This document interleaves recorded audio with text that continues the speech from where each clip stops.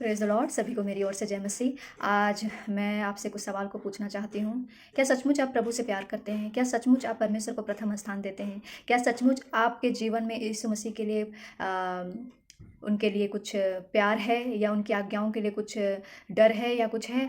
डर तो नहीं। अगर जो लोग प्यार परमेश्वर से करते हैं, उनके जीवन में वो प्यार दिखता है, उनके चरित्र में वो प्यार दिखता है, उनकी बोली में, उनके विचारों में, उनकी सोच में, हर एक चीज़ में क्या है, उनका परमेश्वर का प्यार दिखेगा। अगर हम परमेश्वर से सच में प्यार करते हैं, क्योंकि परमेश्वर हमें मार पीट के हमें प्यार करने के लिए नहीं बोलता है कि तुम मुझे प्यार करो, ऐसा नहीं बोलता है। कई सारे ऐसे मैं संसारिक वाले प्यार के बारे में कहूँ तो कितने ऐसे जवान हैं जो कहते हैं तुम मुझे नहीं मिलोगे तो मैं मर जाऊंगी, या मैं मर जाऊंगा, अपना जान को तुम्हारे लिए दे दूंगा, और मैं ये कर दूंगा, वो कर दूंगा। ये झूठे झूठे बातें सब करते हैं, पर हमारा परमेश्वर झूठ नहीं बोलता। हमारा परमेश्वर सच्चा है। वो उसमें कोई शर्त नहीं है प्यार करने के लिए कि तुम ऐसा करो वैसा करो। परमेश्वर हमें चाहता है कि हम उसे निस्वार्थ प्यार करें, परमेश्वर को प्रथम स्थान दें, उसकी आदर करें, उसकी आज्ञाओं को माने, उसके वचनों पर चलें। बस परमेश्वर, अगर प्यार करते होंगे तो प्रियो, आप प्रभु को पहला स्थान देते होंगे। अगर आप परमेश्वर से प्यार करते होंगे तो सुबह सबसे पहले उठ के आप परमेश्वर के चरणों में जाते होंगे और उसकी आराधना करते होंगे, उससे बात करते होंगे। अगर आप परमेश्वर से प्यार करते होंगे तो जो सोल्यूशन, जो आप परेशान हैं, आपका हर एक हताशपन है, जो टेंशन है, आप कोई इंसान को नहीं बल्कि परमेश्वर के सामने जाके बताते होंगे। और अगर आपका कोई भी ऐसी बीमारी अवस्था में पाए जाते होंगे तो आप कोई डॉक्टर पर नहीं, पर परमेश्वर पर भरोसा रखेंगे।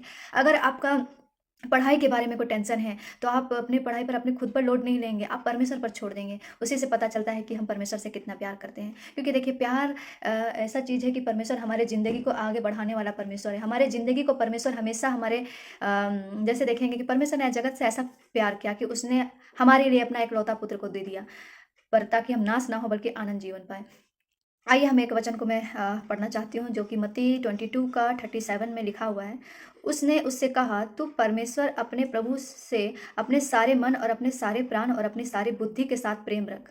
बड़ी और मुख्य आज्ञा तो यही है। प्रियो देखिए, कई लोग अपने बुद्धि से प्यार करते हैं, अपने पैसों से, धन से, अपने शरीर से, अपने घरों से, अपने कार से, अपने मोबाइल से, अपने माँ बाप से प्यार करते हैं। पर लोग भूल जाते हैं जो परमेश्वर ने हमें बनाया है उसको हम अपने जीवन में अहमियत ही नहीं देते हैं, हम उसका आदर ही नहीं करते। कई बार हम बिना प्रार्थना करे चले जाते हैं। कई बार हम खाना खाने से पहले प्रार्थना भी नहीं करते। कई बार हमें परमेश्वर मना करता है कि ये काम मत करो, ऐसा दोस्त मत बनाओ, इससे मत घूमो, उससे मत घूमो, पर हम कई बार क्या करते हैं, परमेश्वर के आज्ञाओं को नहीं मानते। पर यहाँ पे जैसे वचन में कहता है साफ साफ, उसने उससे कहा, तू अपने परमेश्वर प्रभु से अपने सारे मन और सारे प्राण और सारी शक्ति, सारी बुद्धि और के साथ प्रेम रख। मतलब क्या है? सारे मन, सारे बुद्धि और सारे प्राण।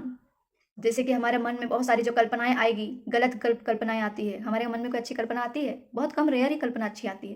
और इस संसार में क्या है, बुरी कल्पना हमें बहुत आती है। अगर आप सच में परमेश्वर से प्यार करेंगे तो आपका मन में जो गलत भावनाएं आती है, वे विचार करने की, झूठ बोलने की, किसी को गाली देने की, किसी के लिए कड़वाहट बोलने की, तो आप क्या है, वो बोलने से आपका मन रुक जाएगा। और अगर कई बार अपने बुद्धि को आप लोग क्या करते हैं, बुरी बुरी बातों चीज़ में लगाते हैं, पार्टीज में, खाना पीना, घूमना होना, यहाँ जाना वहाँ जाना, परमेश्वर के वचनों में नहीं लगाते। उसी से पता चलता है कि प्रियो, हम अपने बुद्धि को कहाँ यूज़ कर रहे हैं।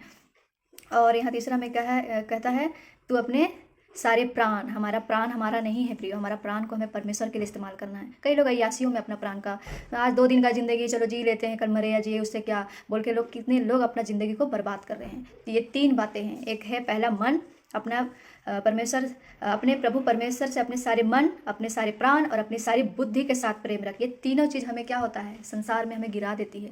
पर हमें याद रखे प्रियो, हमें परमेश्वर हमें बनाया है, हमारे प्राण बहुमूल्य है। आप ये प्राणों को बहुमूल्य समझें, ताकि आप आगे जाके परमेश्वर की इच्छाओं को जानें। ऐसे कितने सारे लोग हैं जो आज नरक की कुंड में जल रहे होंगे। कितने ऐसे शत्रु शैतान तैयार करके रखा है, जिसे शैतान आज नरक की कुंड में डालने वाला है। तो प्रियो, मैं यही कहना चाहती हूँ कि आप परमेश्वर से सारे मन और सारी बुद्धि और सारी शक्ति और सारे प्राण से परमेश्वर से प्रेम करें, क्योंकि ये सबसे बड़ी मुख्य आज्ञा यही है, कहता है। हो सके आपको ये वचन नहीं समझ में आता हो, पर आप जब प्रभु से प्यार करेंगे, प्रभु के वचन को मानेंगे, उसकी आज्ञाओं को मानेंगे, तो आपको ये वचन समझ में आएगा कि ये वचन क्या कहना चाह रहा है। तो प्रियो, ये क्षण भर की ज़िंदगी नहीं है।